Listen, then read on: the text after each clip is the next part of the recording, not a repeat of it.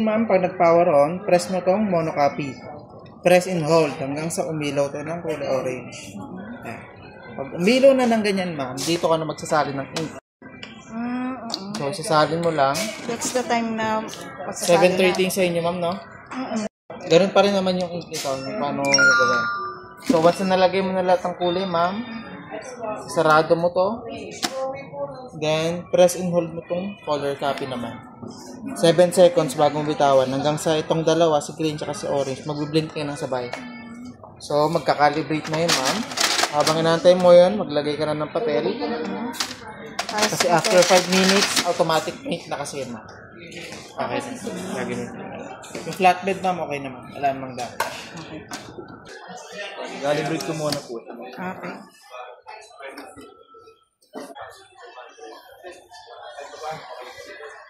Pag nagre-refill lang din ng ink, pa ganyan lang din. Yes po, ma'am. Pwede naman siya i-squeeze, pero mas maganda kung madali. para walang air. Automatic drop naman. Automatic naman.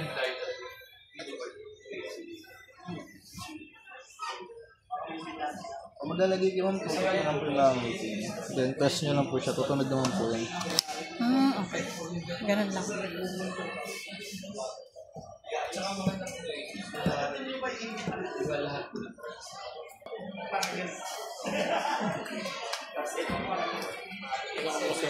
Pero yung ganyang karami, mga ilan ang capacity niyan? Yung estimate lang. Yung black po kasi umabot ko na 7,500 estimated. Depende po sa kung more documents ma-reduce na po. Pero kung picture po, possible, nakababa po. Ang mga 7,000 pages. 7,500 estimate. 4,500. 5,000. Okay. Depende po sa mga print po. Kung more on picture, possible bumaba. Mas mababa ang ano. Dami. Calibration na po ba yan? Yes po, set up mo sa gamit yung LCD panel. Maganda yun na yun, no? Modelo na.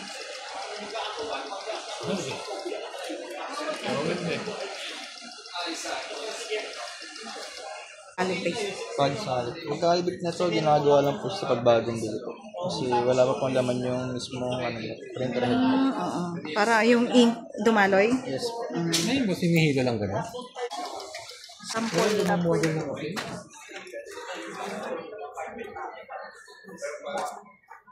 mo ganun yung mga ito, ikot mo lang.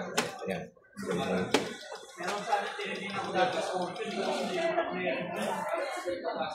Gusto mo mabili yung sample. Merong mahaba. Para sa legal. May legal na Xerox yan? Yes po, tsaka scan. Meron na rin. Kasi yung kanila sa Bali pa mag-scan po kayo ng legal size. Sa ibabaw po, dito po sa ADFP. Diyan ipakadaan yung papel, tama ba? May testing yan.